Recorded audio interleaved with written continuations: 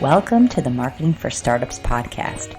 If you're trying to figure out marketing for your startup, then you're in the right place. In this podcast, we go high level, looking at the intersection of branding, data, and leadership to offer you a marketing playbook to grow and scale. Join me each week for in-depth interviews, tactical advice, and practical trainings. Hi, I'm your host, Victoria Hajar, veteran marketer and startup enthusiast. I promise to bring my experience and curiosity to each episode. Then together, we'll peel back the onion on this ever-changing discipline that is marketing. I'm so happy you're here. Let's dive in.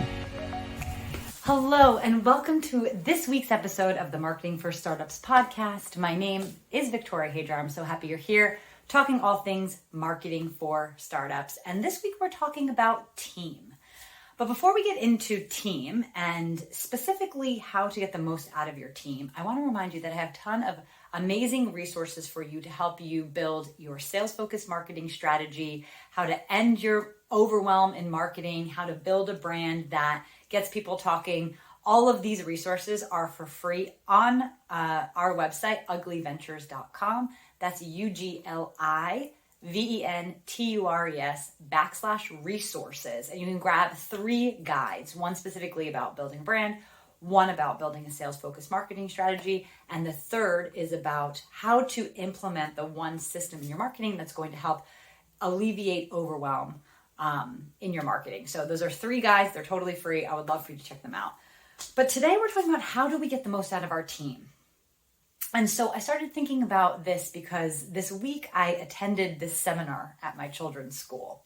And it was about the topic of how to get your kids to focus, right? So of course, like my kids need focus like everyone else's. And so I kind of went in there with an open mind thinking that I was going to hit on some new strategies. And as I was sitting, like listening to the presenter share some tips and tricks and sort of the psychology behind focus and all of this stuff, it reminded me, or it sort of hit me, that what we were being told in the seminar is exactly the same strategies that you would apply to yourself if you want to reach any kind of goal. And as we're going to talk about today, applies to your team. So just as we want our kids to focus at the task at hand because they're working towards, doing their homework or getting good grades or being able to pass the exams, same concepts apply to our teams when we're working towards a certain revenue goal or working towards our yearly or quarterly goals. And so I thought it'd be really interesting to sort of talk a little bit more deeply about how do we actually keep our teams focused and organized, working towards the things that will actually move the needle. And as in this seminar for the children's focus, the 2 top takeaways it's all about being extremely clear about what needs to get done and making sure that what needs to be executed is executed consistently. So as the leader of a team, how can you help anyone working in your business have the clarity that they need to make sure that they are working on the right things and that they're paying attention to the right results, the right metrics? And how do we sort of, without micromanaging, making sure that they are consistently executing and getting the support that they need to be able to execute? So in the case of the kids, which was so interesting, it was like, talking a lot about homework time or talking a lot about, listening, right? And with the example of the kids, the presenter was saying how oftentimes we give very vague instructions to the kids, right? So for example, if you go tell your child to go clean their room, that is like an extremely vague directive, right? Because cleaning your room could mean a lot of different things to different people. It could mean, making sure there's no clothes on the floor, or it could mean just like picking up one sock and putting in the hamper. It could be making sure your bed is made, making sure that your toys are put away. Like there's so many different aspects of how you could clean your room and what you could focus on in that room that they were saying it's really, really useful to be able to give specific instructions to tell your child what does cleaning the room look like for you, right? Because every person's different. Maybe you're totally happy if the beds are made and that's enough. Or maybe you want things like no dust, you can like eat off the floor kind of standards. Everyone has different standards. But this just like sparked me because oftentimes we do the same things with our team, right? We say things like grow the Instagram account, right? But we are not really clear what type of growth is going to be tied or significant in terms of the outcomes that we need. That's why it's so important as a leader to have this high level overview of what goals you're trying to achieve, and then really break that down into the steps needed to achieve that goal. That's your job as a leader. You need to understand where you're going and a rough idea of how you're going to get there, right? And the specific tactics and the specific things that are done to get to those goals, that's something that your team, as sort of topic experts in the thing that they execute, should also help you to understand what are the exact tasks that need to happen to reach the goal. But we need to come together and start with what are the standards, right? So if you say something like, I want to grow the Instagram account, well, you need to give a little bit more direction on what does growth mean. Does growth mean I want just to simply grow followers, right? That I want to just have a massive amount of followers so that we're speaking to, having that brand awareness.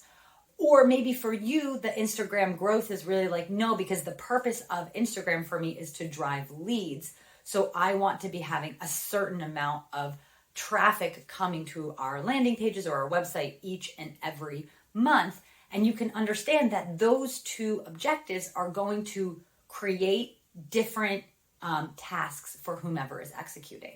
So if you're just interested in growth, just growing followers, perhaps you're focused more on like viral content because you want things to kind of pop off organically and get reached that way. If you're really interested in getting website traffic and kind of converting those followers into paying customers, then you're going to share a lot. The type of content you're going to share is quite different because then you're going to be focusing on what kind of content can I share that's going to attract people to click through the link in my bio to get to the website, either to go to a lead magnet or go to an article or something like that. So the objectives that you have affect what the tasks that are done will be. And so it's really, really important for you to be clear on what you're trying to achieve, right? And to build a plan in conjunction with whomever is working on your team and make sure that they understand the strategy that they put in place for their social media plan, for example, is in line with what your overall objectives are. And oftentimes, we just simply hire people and expect them to kind of read our minds and understand what the business needs. And one thing that I say over and over again with team, especially if you are this 6-figure founder who has a small team, you're driving most of your team on your own. At this point, you probably don't have a leadership team. You don't have a marketing director. You don't have a sales director maybe at this point. So you need to be the one that's leading your team and guiding them in the direction that they need to go in order to reach your business goals.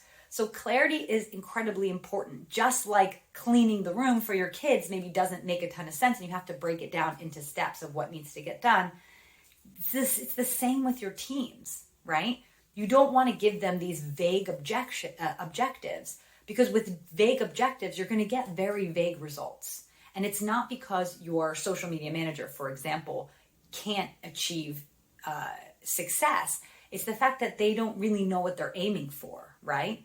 You need to give them those guidelines in order to help them be successful. So clarity is incredibly important. The other thing that we talked about in the How to Get Kids to Focus seminar was about the importance of consistency. Consistency is incredible for children's learning, right? But it also provides an environment where you set the standards. So our team, just like our kids, if they are unsure of what's going to happen at a certain time. They're confused. So in the example of kids, in the seminar, they said how important it is to have like a set time to do homework in a set environment, right? That there are maybe certain rewards that you give for doing their work well, that they have a routine that they can expect, because if they don't have that predictable routine, their behavior is going to reflect this uncertainty. And so it's going to be difficult to get them to kind of focus and get their work done. It's the same with your team. And I see this a lot as founders, as parents. Like, we're very, very busy. Things come up all the time that are unexpected.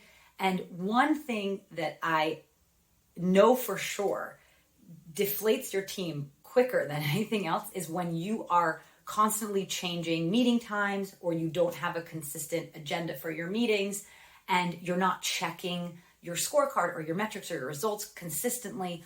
When you're not kind of doing these benchmark things consistently, your team, just like the kids, like it gives them more room to sort of like not take everything as seriously. So metrics, if you say that the metrics are important and you want to be measuring the metrics, but then you forget 1 month, and then, you go really hard for like 2 weeks, and then you forget for 3 weeks, your team is going to also spend less attention looking at those metrics, right? You need to be the example.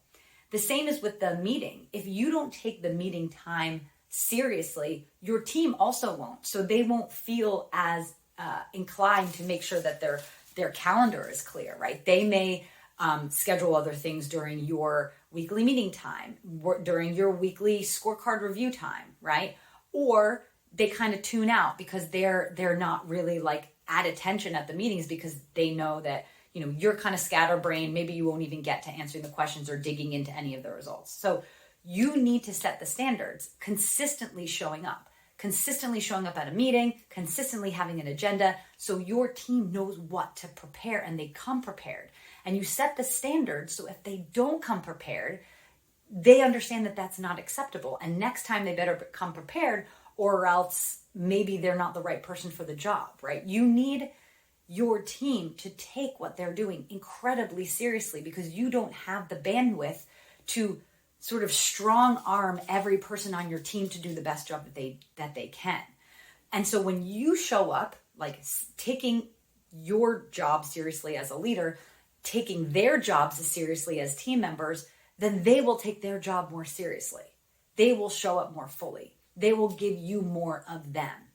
So consistency is just incredibly important. And I see this a lot with founders that I've worked with, that even for me as a consultant, like, don't show up to meetings, and like, you're paying me. Like, the only one losing here is you, right? You have to take your commitments seriously. No one is going to take your business and the success and the growth and meeting your goals more seriously than you, period. It doesn't matter how much you're paying people or how good they are. You are the one that needs to be the captain of the ship and set the standards. If you show how much you care and how seriously you take everything that you pay for in your business, it means every team member, every piece of software tool, every place that you spend your time, which is also that hugely valuable resource, you need to take it all very seriously, because that seriousness will be reflected. It will reverberate through your entire team. It doesn't mean that you have to be like boring and super strict and like very scary to everyone, but you have to set the standard, right? Because they're not going to set it for you. They're definitely not going to set it for you. And so when it comes to, even if you're not like a super organized person in your personal life, make sure that when it comes to your team, you keep your promises. Absolutely. You show up when you say you're going to show up, and that you follow through in doing what you said that you were going to do when you were together, right? Keeping a consistent meeting agenda is so important, because you're not going to waste your time. You're not going to waste their time. Take people's time very seriously, okay? And take your own time very seriously. This is how you're going to build the momentum. You also are building trust, right? Because your team knows what to expect from you. You don't show up differently every single time. You don't show your team that you're a mess and disorganized and forgetting things. Yes, it's fine to be human, but just like the teacher in the classroom, they're not going to show the kids what a mess and disorganized, or that they don't pay attention, and they're not, she's not checking the homework, or she said she was going to give us the test and she didn't give us the test. It's the same as a leader of your team, right? You need to be the responsible person. You need to be like that parent figure, that leader, that boss. You need to show up like that, because when you do, everyone that's working for you, honestly, it's not a burden to them. It's a situation that makes them feel more safe, because they know what to expect when they're on the meeting with you, and they know how they need to show up in order to do a good job. Everyone wants to do a good job. But when it's really ambiguous, like what those targets are, what does success look like in their role for them, they're going to try less, because they don't really even know where the goalposts are, right? And so you're just not going to get the most out of your team. And that's when team kind of just like does the bare minimum, skirts by, and you just don't get all of the creative juice, all of the power, all that you can from your team. And it's a waste of money in the end, right?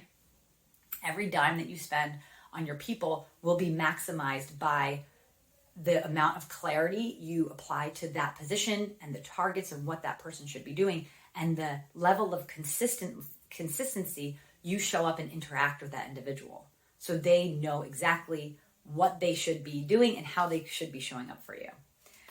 So there's a lot here. I mean, I think that I loved this correlation between the kids and the team, because for the kids, it made so much sense. The room thing really hit me, because I was like, I always am yelling at my kids to clean their room, but it's true. Like, does my 5-year-old even understand what it means to clean the room? But it's just the same as my social media manager being like, we need growth on our socials. And in the end, like, is there a story there for this social media manager on how that's going to affect our bottom line? Because, slamming on the latest trend just to grow, because that's their KPIs and that's what they're working towards, maybe it's not in line with the brand, and maybe it's not in line with the bigger mission of the company, right? Maybe it's not in line with really what you should be using those socials for. That's why, again, applying that high-level strategy, that high-level thinking as the leader, and then delivering that to the team, right? That high-level business goals and objectives, it's not your team's job to give that to you. It's your job to give it to them. And then they're there to show you how they're going to reach the goals that you've set for the company. And that's where their experience and their creativity comes in. So I hope that this helped you, because I think, or at least got you thinking a little bit differently about maybe some team members that you have working for you now. And I hope you've realized maybe some areas of improvement in terms of how clear you are on their role and the objectives that they have, right? And if there's one thing you can take away from this, and I've worked, right, as a consultant inside dozens and dozens of businesses around the world. I've worked with tons of interns, tons of freelancers, subcontractors, other consultants. And I can tell you this, like, the more serious and the more focused the founder is, the easier it is for all of us to do our jobs.